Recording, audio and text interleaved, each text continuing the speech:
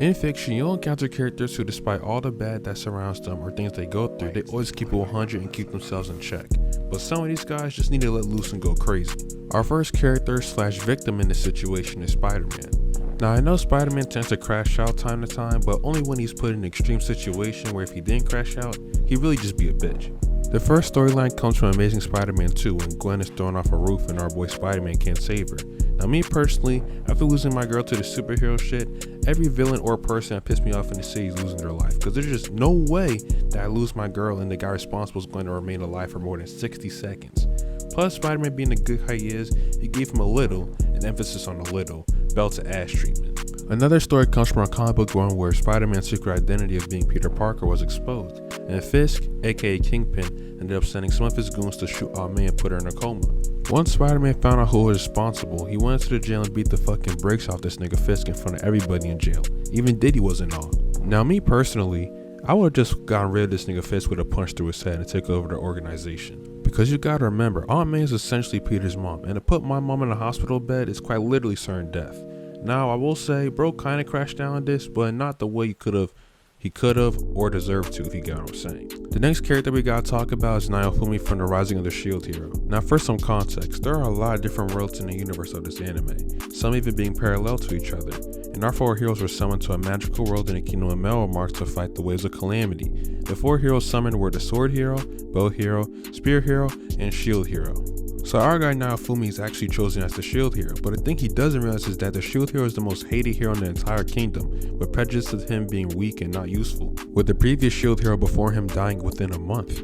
But back to the present. When the heroes are forming their parties, no one wants to team up with Naofumi except for the Princess of Metalmark Mai. So they set on a little adventure to help our guy level up, and ended up spending the night outside in different rooms, by the way, subtle foreshadowing. And the next morning she accuses Naofumi of essaying her, and since no one fucked with him, we all assumed he was guilty, which leads to him being banned from the kingdom and having to thug it out on his own. So yeah, the whole kingdom has to die if I was him. Because you gotta think, there just ain't no way I'm getting done dirty like this. I mean, being isekai into a new world is really just a fantasy of every anime watcher. So you're telling me Truck Cunt couldn't at least teleport me to the slime isekai? What makes the whole situation even worse is that I don't think he was even there for 24 hours, because you gotta think, it was the afternoon when he first got summoned, and by the time he got kicked out it was the top of the morning. But thankfully, after lots of time and effort, our guy Naofumi beat the odds and got a lot stronger, and Haikyuu became the strongest hero. But he never forgot how dirty he was done. So after the truth of what Mine did, her and the king were put to any punishment that Naofumi wanted, and he easily could have said something like, I don't know, execution, but he decided to make her new name bitch, and that the former king's new name would be trash. Now, I don't really mess with that exactly, because I feel like it could have been a lot more worse, but hey, it's Naofumi's decision, not mine. For our last one, we got Yuji Itadori from the anime Jujutsu Kaisen. By the way, I'll be referring to the anime as JJK because it's just way too much to say the full name.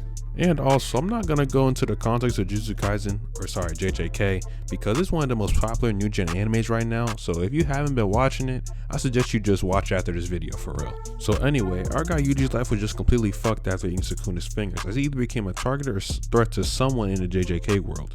Like for example, he was either given the choice to either die or become a JJK sorcerer because of how he had new cursed abilities because of Sukuna in him. So for those who don't know, Sukuna is the king of curses and an Avengers level threat who ran rampant over the world 2,000 years ago and was so strong he couldn't even die, he only had to be sealed away. And due to Yuji having to eat one of his fingers so he could save his friends, he ended up being reincarnated inside of Yuji, with Sukuna having the ability to be able to take over Yuji's body whenever he wants to. But they ended up making a binding vow so that way it doesn't happen, only at a certain occasion. So a prime example of Sukuna causing Yuji to go crazy was during the Shibuya incident, where Sukuna caused mass destruction to the city and had a kill count so high that even dead meat probably couldn't even calculate it. The diabolical part of it was when Sukuna actually switched back to Yuji so that way Yuji could see the mass destruction that technically Yuji was responsible for, even though he wasn't, which led to Yuji having a crazy mental breakdown because he felt like he was the reason that all this even happened, with him even wanting to kill himself actually. Sorry you two. Unalive himself. Another instance of this is Yuji's parallel with the cursed spirit Mahito, when Mahito explained to Yuji that there's two sides of the same coin, with it being that Yuji's nature to kill curses and save humans, whilst it's Mahito's nature to kill humans and preserve curses. And explaining this truth to Yuji in their first few encounters is very mind altering for him, as they seem to be way too opposite for it to be true. But after going through tons of grief from the death of his comrades, Yuji begins to realize there's actually truth to what Mahito's been saying. And during their final battle when Yuji kills him, his final words to Mahito are, "I'm you." But you have to remember, Yuji's only 15 years old having to deal and learn with all this, coming from a life of happiness and pleasure to one of grief and despair. Now for some honorable mentions, we got our boy Boji from the Ranking of Kings. So in this show, his late father, who was a giant and a king, made a deal with the demon for more power by taking all the power from his future son's body and transferring it to him. This led to Boji being incredibly short and being both mute and deaf. This also led up for a lot of hardships for Boji, with his stepmom and half-brother hating him and nobody but his father giving any love toward him. But his father dies, and when he's next in line to be king, his stepmom and many others decide that he's unfit to be king due to his physical issues, and give the order to have Boji killed, which is very crazy by the way. But luckily, Boji goes through a crazy training arc and becomes the strongest, and instead of killing everyone who did him dirty, he displays compassion and leaves the kingdom into the hands of his stepmom and brother. But I'm not gonna lie, if I was him, bro, the whole place is getting aired out, bro. Let's keep it real. Another character whose crash out would be completely valid is Itachi Uchiha from Naruto, as I truly believe that if he wanted to wipe out the Hidden Leaf, he is completely justified, if I'm being honest with you. Now imagine this, you're forced to kill your clan because it's for the greater good, and you can only save your little brother, who now wants to kill you because he doesn't understand the situation. Crazy part is that he joined the Akatsuki so he could help the Hidden Leaf still, after everything that went on. So to be honest, if after being asked to wipe out my clan, I'm probably just gonna have to go to war for real, because there's just no way.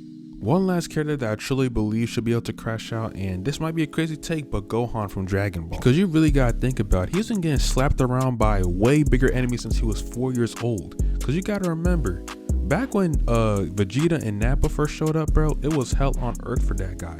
And then you're telling me at 11 years old I gotta be the one to save the world because my dad is too weak to do it? Not to mention, it's crazy that he couldn't even be able to focus on his studies until he was forced to, bro.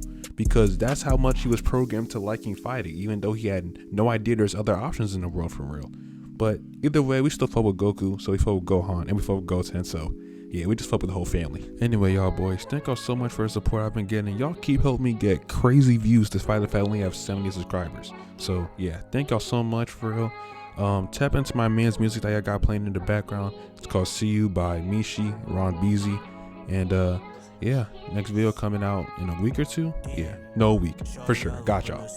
Touching my mic, she don't know what to do. She keep asking questions like Family Feud. I can't take it. Shorty bad, I can't have no one basic. Treat the stress like a wood, I'm gon' face it. When the guys at the spot is complacent, paid the bond, now I feel like an agent. 00, not a villain, but don't call me hero. Keep my ear to the streets like I'm Jiro. Hold his ass with a left like